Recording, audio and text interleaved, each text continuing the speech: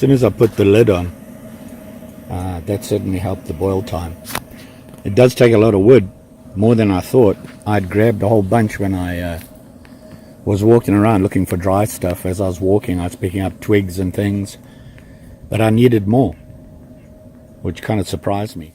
Well, there you go. We have a rolling boil. Time for coffee. Took about 5 minutes. Not bad.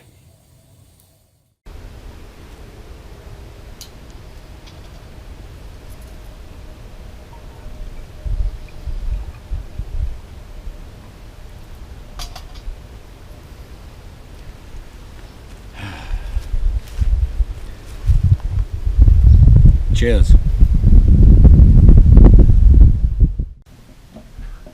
So campers, back from a quick walkabout, and while I was on that walkabout I tried out a new mess kit I have, and it's this guy. It's made by these guys.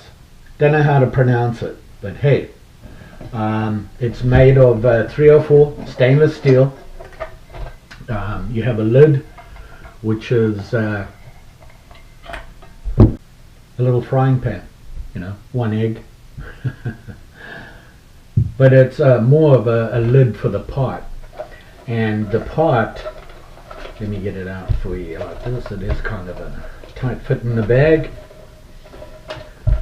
and it's kind of dirty because I haven't even cleaned it since coming back from the walkabout. So anything, it's one of those typical, I want to say, bush hobo stove type setups, and it has a nice, one thing I will say, the pot, the main pot is a nice size. It's actually a pretty big pot, and on the sides here you've got all the measurements and everything, so it is marked there.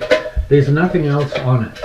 I suspect that this is one of those products that's made by somebody and is labeled for different companies and that sort of thing. It does go together pretty well. The only thing I'm not keen on is a rattle, and in this one it's a little harder to get rid of. What I do is I put this inside to stop it from rattling. I do carry a little striker inside there.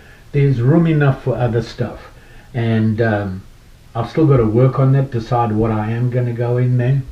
I will tell you that I did try my gas canister, and it actually fits in the pot. But if you do that, you got to get rid of the rest of it. But I think with that in there and a one burner stove, this pot would be really nice. One of the features I do like about the pot is you can see here it has a little spout.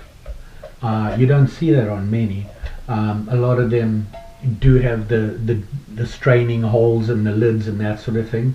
This lid does not fix down. It just sits on there. So you've got the lid, which is a little mini frying pan. You've got the main pot, and then inside you have the hobo stove. It's a little dirty, like I said. I just got back from a walkabout and I used it to make me a cup of coffee. I wanted to try it out, and basically it's made up of 5 pieces. What you have is the main base right here, your ash catcher, and the actual fire bin. The ash gasket drops right in there, just like that, and this sits on there. So you've got the base, your fire pit with the ash bin inside there, whatever you want to call it, and then you have your pieces that go on top here. I don't know what you would call them. It's just to sit there. They are serrated. They will hold a pot there. I like that. That's pretty good. I think in general it's a good system. It's a little bigger than most of them out there, and I know there are hobo stoves out there that are bigger like this. For me, most of mine are small. I'm used to a bush box, and I wanted to try one of these, and this was on Amazon. It was a pretty good deal, so I thought I'd give it a go. And I must say that the best thing about it is the pot. It's an unusual size pot. I'm not sure how big it is. It doesn't say there. Everything is made of 304 stainless steel, the pot and everything. So that's good. Obviously 304 stainless steel. You don't get any nasty stuff coming out of it when you cook. It is simply a wood burning stove, this piece. You could use this pot on its own. You can use other pots with it, however you want to use it. It's not a bad setup. I kind of like it. I had some fun with it today, first time using it. I can tell you it doesn't come with instructions. And the first time I took it out, it took me a while to figure out how to put the stove together. How they all fit right in there. But once you see it, it's pretty obvious. It is not light. It's got some weight behind it.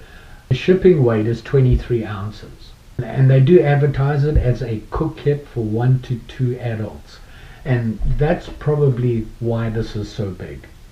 Well, when I say big, it's a fairly big pot. Bigger than any of the other common ones that I have. And it does come with a warranty, a year's warranty. 100% satisfaction guaranteed. So if you're not happy with it within a year period of using it, obviously if you don't abuse it and don't do something silly, they'll take it back. One thing, I don't think you'll drink out of the pot. Now, I'm used to that. I'm used to drinking out water and eating out of what I cook in, just because it's a space saver and I don't like to bring extra stuff. But having said that, in my day pack, I do have a clean canteen with a nesting cup, a GSI nesting cup on it.